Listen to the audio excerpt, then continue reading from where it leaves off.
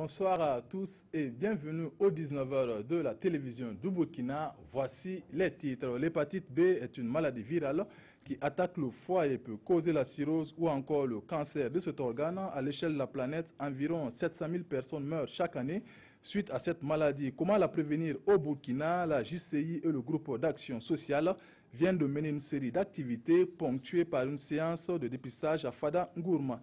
Et puis la traite et les autres pays formes de travail des enfants persistent dans plusieurs localités du Burkina. À l'initiative du Fonds Enfants, des élus locaux et acteurs des OSC des différentes communes de la région de l'Est ont été sensibilisés pour la prise en compte de cette situation dans les politiques de développement des collectivités territoriales.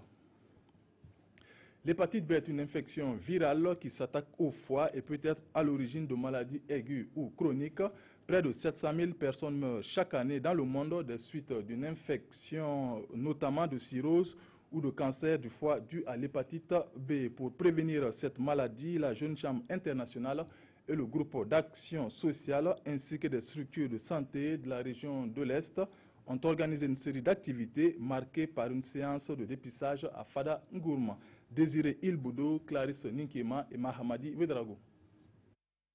La situation des maladies liées à l'hépatite B est inquiétante au Burkina avec un taux de prévalence supérieur à 8% selon les statistiques de l'association Groupe d'action sociale. Le plus souvent, la majorité de ces personnes infectées ignorent leur statut, chose qui constitue une source de contamination pour les personnes saines. Un phénomène que la Jeune Chambre internationale, section du Gourmand, entend pallier à travers des actions de sensibilisation.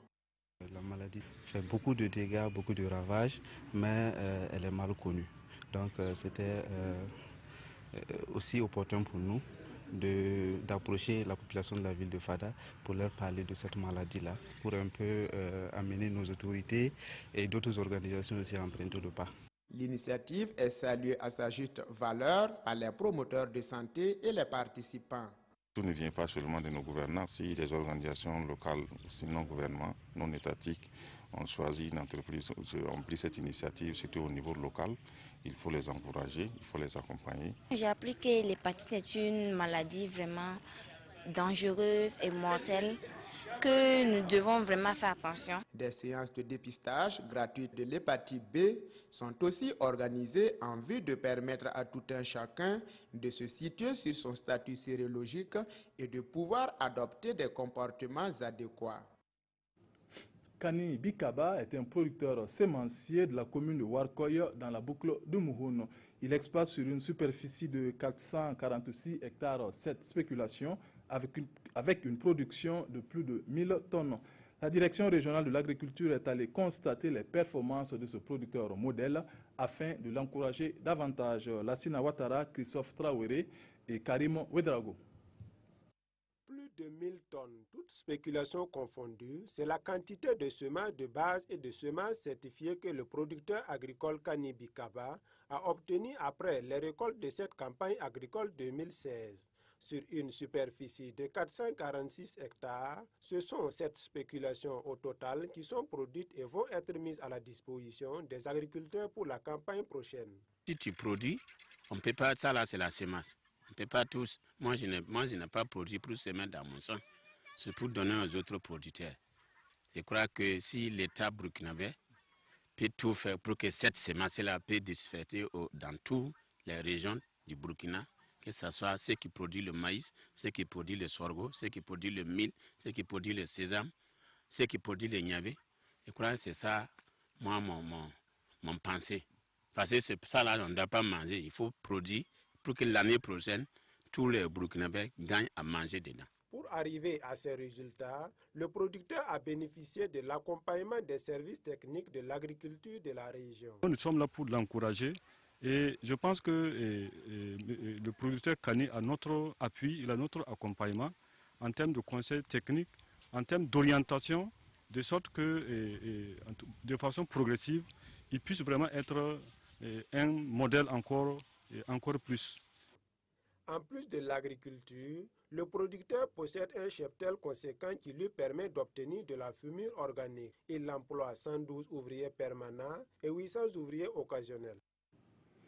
Nous restons toujours dans la boucle du Moun où le comité régional pour la sécurisation foncière rurale a tenu sa deuxième session ordinaire de l'année 2016. Cette rencontre entre acteurs intervenants dans ce domaine vise à assurer un accès équitable au foncier rural à tous. Lassina Ouattara, Karim Ouedraogo. Cette deuxième session ordinaire de l'année 2016 du Comité régional pour la sécurité foncière rurale vise à lutter contre la pauvreté et à consolider la paix et la cohésion sociale dans la boucle du Mouhoun. Un thème sur le dispositif de prévention et de gestion des conflits fonciers en milieu rural a fait l'objet des échanges au cours de cette rencontre. Nous avons réuni l'ensemble des acteurs, les acteurs judiciaires, les autorités coutumières, religieuses, administratives. Donc l'objectif étant donc de fédérer l'ensemble des énergies afin que nous puissions réduire les conflits fonciers qui sont de plus en plus récurrents au niveau de notre région. Et c'est à travers donc cette large concertation que nous allons pouvoir dégager les pistes. Ce séminaire-là est le bienvenu. Ça nous permet, nous, chefs coutumiers, de comprendre mieux les choses et de gérer mieux les problèmes de terre qui se posent dans nos zones. Pour atteindre ces objectifs, de nombreuses actions sont menées sur le terrain et les résultats sont encourageants. Nous avons eu une saison hivernale qui, dans l'ensemble, a été apaisée. Et parfois, nous avons eu des conflits qui, malheureusement, se soldent par des morts d'hommes. Mais cette fois-ci, avec l'engagement des acteurs qui ont pu mener le travail de sensibilisation sur le terrain, l'engagement des techniciens de l'agriculture, nous avons pu réduire ces conflits fonciers-là et amener l'ensemble des acteurs à privilégier toujours le dialogue. Ce comité régional se réunit 2 fois par an et la première session ordinaire de l'année 2016 a eu lieu le 28 juillet dernier. Le projet Fonds Enfants multiplie ses actions de lutte contre la traite et les autres pires formes de travail des enfants dans la région de l'Est. Il a tenu un atelier sur la prise en compte du social dans les politiques de développement des collectivités territoriales. Des élus locaux ainsi que des OSC des 27 communes de la région ont été concernés par cette activité. Désiré Ilboudo, Joël Tendambiga et Mahamadi Ouedraogo. Un atelier de formation pour mieux outiller les élus locaux, les secrétaires généraux des communes et les organisations de la société civile de la région de l'Est dans la prise en compte du volet social dans l'élaboration des plans et politiques de développement des collectivités territoriales. Nous avons vu quelle est la démarche qu'il faut mener pour pouvoir avoir un service social communal, quelles sont les missions qu'il faut confier à ce service social et comment il faut faire pour prendre en compte les aspects, les actions dans le plan et dans le budget communal. Ça permet à chacun donc de renforcer ses capacités pour pouvoir au retour aller voir ce qu'il faut faire concrètement. Durant 2 jours, ces acteurs venus des 27 communes de la région de l'Est se sont appropriés essentiellement la maîtrise d'ouvrage, la création et le transfert des ressources aux services sociaux communaux. Les maires viennent d'arriver. Il était important pour nous de rencontrer ces maires-là pour pouvoir discuter de notre approche, de faire le point sur nos démarches, de voir aussi leur appréciation sur nos approches et effectivement de définir ensemble qui va faire quoi, quand et comment, parce que nous avons un certain nombre de projets à réaliser de grande importance ensemble. En marge de cette formation, le projet Fonds Enfants a doté 5 communes de la région en matériel informatique et en fourniture de bureaux. Le tout estimé à hauteur de 10 millions de francs CFA. L'excellence à l'école primaire a été célébrée à Nané, village de la commune de Diebougou, dans le sud-ouest. Initiée par un natif de la localité, cette 4e édition a permis de récompenser une 60aine d'acteurs du système éducatif au niveau local. Basile Bassolé, Isiaka Nana. Ambiance de fête ici à l'école primaire publique de Nané, village de la commune de Diebougou. Après des efforts bien fournis durant l'année scolaire 2015-2016, ce sont les meilleurs enseignants ainsi que les meilleurs élèves au CEP qui voient leur mérite être reconnus à travers cette 4e édition de la journée dite de l'excellence de la Bougriba. L'essentiel, c'est de permettre aux plus jeunes de voir de plus près des grandes personnalités de l'État. Vous savez, ça a marqué beaucoup. Les jeunes aujourd'hui, que quand j'étais à l'école primaire de Nanin, quand j'étais au collège, j'ai rencontré un président, un vice-président de l'Assemblée nationale. C'est des images qui marquent. Donc il faut encourager. On ne peut pas demander à quelqu'un de faire quelque chose d'excellent sans l'encourager, sans le soutenir. Au-delà des récompenses, ce prix de l'excellence selon son promoteur se veut une tribune d'émulation pour tous les acteurs du système éducatif de la commune de Diebougou et partant de toute la province de la Bougriba. Ce sont ces bonnes actions qu'il faut soutenir et accompagner. Parce qu'une bonne école donne de bons élèves. De bons élèves, c'est forcément un avenir excellent pour la nation. Et je crois que c'est dans l'ensemble, c'est la nation qui gagne. Hein. Si nous sommes tous meilleurs, aussi bien dans vos métiers que partout où vous êtes, il est évident que nous avancerons. Des manuels scolaires ont également été remis au CG de Nanin et au lycée de Bapla dans la commune de Diebougou. Du sport pour clore cette édition, la Super Coupe de Waïguya a connu son vainqueur en ce mois de novembre, Prince FC, qui a battu JPPK suite à la séance de tir au but en finale. Cette deuxième édition était placée sous le thème de la paix et la réconciliation. Irénée Kabouré, Herman Toé.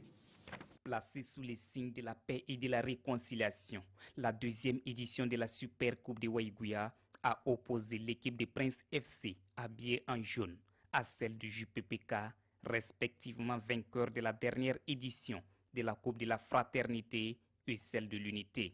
Après les formalités, les deux équipes championnes se livrent chacune à la conquête du trophée. La première partie, marquée par l'équilibre des forces, s'est soldée par un nul et vierge. À la reprise, il faut se décider et c'est JPPK qui ouvre le score sur ses coups de Arsène Mourfou. 1-0, l'espoir se dégage du côté des supporters des Oranges. Mais la réaction des Prince FC ne tardera pas. 4 minutes plus tard, ils établissent la parité. C'est donc parti pour les tirs au but pour départager les deux champions. Prince FC réussit. 4 tirs contre 2 pour JPPK. Après les compétitions des différents promoteurs, on constate que dans les secteurs, il y a beaucoup de débats. D'autres disent qu'il y a tel secteur qui a plus de trophées que tel secteur. Voici pourquoi on s'est dit pourquoi pas les réunir pour organiser la Super Coupe. Comme cela, on saura maintenant quelle équipe remportera beaucoup de trophées, des vainqueurs dans la région du Nord. Ce tournoi permet aux vainqueurs de chaque petit tournoi, on va dire, hein, dans Waïguya, de pouvoir s'affronter. Voilà. Prince FC, vainqueur de la deuxième édition, repart avec le trophée. Un jeu de maillot plus un ballon et la somme de 75 000 francs CFA. On s'arrête là pour ce soir. Merci de nous avoir suivis. L'info continue avec Peggy Wedrago pour le 20h. Bonne suite de programme. Bonsoir.